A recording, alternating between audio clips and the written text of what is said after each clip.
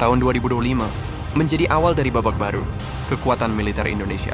Di tengah meningkatnya rivalitas global dan ketegangan regional, Indonesia mengambil langkah strategis dan berani membangun kekuatan pertahanannya dengan alutsista mutakhir dari Rusia, salah satu negara dengan teknologi militer paling canggih di dunia.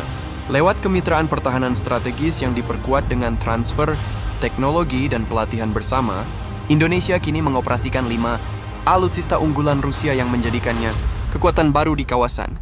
Inilah simbol kebangkitan kekuatan Nusantara. Tupolev Tu-160 atau yang dijuluki oleh NATO sebagai Blackjack. Pesawat ini bukan sekadar mesin perang, tetapi juga representasi teknologi tinggi dan ambisi besar dari era Perang Dingin yang terus hidup hingga kini. Tu-160 adalah bombardir strategis supersonik terbesar di dunia. Dengan sayap variable sweep, ia mampu menyesuaikan konfigurasi terbang untuk kecepatan tinggi maupun manuver lambat. Tu-Sarsion mampu mencapai kecepatan lebih dari Mach 2 dan membawa muatan senjata nuklir atau konvensional hingga 45 ton. Didesain untuk menembus pertahanan musuh dan menyerang dari jarak jauh tanpa terdeteksi. Kapal selam kelas Borei dirancang untuk mengemban misi penting sebagai pilar triad nuklir Rusia. Kapal selam ini adalah lambang kekuatan dan teknologi generasi keempat. Dikenal dengan kode Project 9 Sample Review, kapal selam Borei membawa kombinasi antara keheningan, daya jelajah tak terbatas, dan kemampuan menyerang balik secara dahsyat.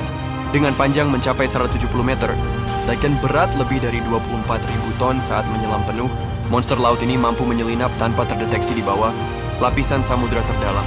Ditenagai oleh reaktor nuklir OK-650, Borei dapat beroperasi selama berbulan-bulan tanpa muncul ke permukaan. Namun kekuatan utamanya terletak pada 16 rudal balistik RSM Alta Bulava, masing-masing mampu membawa beberapa hulu ledak nuklir yang bisa menghancurkan berbagai target strategis dalam sekejap. Admiral Gorshkov, kapal fregat canggih ini adalah ujung tombak armada modern Angkatan Laut Rusia, bagian dari kelas fregat Project 22352 dengan panjang 135 meter dan kecepatan maksimum mencapai 29 knot. Admiral Gorshkov mampu menjelajahi ribuan mil laut tanpa harus mengisi ulang. Ia dilengkapi dengan rudal jelajah kaliber NK, sistem pertahanan udara Polymet Redut, dan yang paling menggetarkan, rudal hipersonik Zircon yang mampu melesat dengan kecepatan lebih dari 8 Mach dengan teknologi siluman, sistem elektronik modern, dan kemampuan tempur lintas dimensi, udara, laut, dan bawah permukaan. Kapal ini dirancang untuk menghadapi tantangan peperangan masa depan.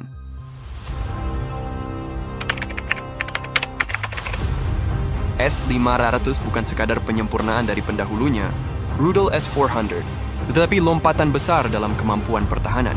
Dirancang untuk menghadang rudal balistik antar benua, ICBM, rudal jelajah hipersonik, hingga satelit rendah orbit. S-500 menjelma menjadi tameng strategis yang mampu melindungi wilayah luas dari berbagai ancaman modern.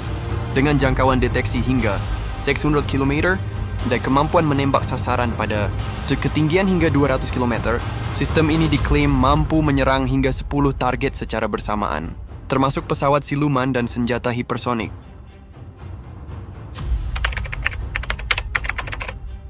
Rudal Sarmat, atau dikenal juga sebagai RS-28 Sarmat, adalah rudal balistik antar benua, ICBM, generasi terbaru buatan Rusia, dijuluki oleh NATO sebagai Satan II, dengan panjang lebih dari 30 meter dan berat mencapai 200 ton.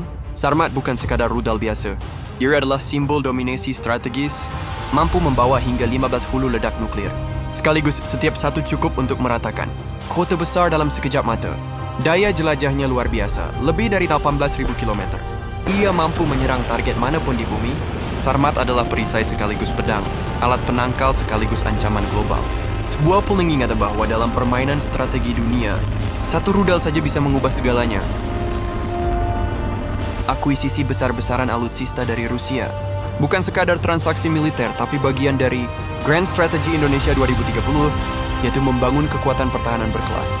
Dunia yang mandiri dan berdaya gentar tinggi, semua unit dipadukan dengan sistem kendali tempur nasional, berbasis satelit 8RU, dan operasional penuh diawasi oleh Komando Strategis Gabungan TNI.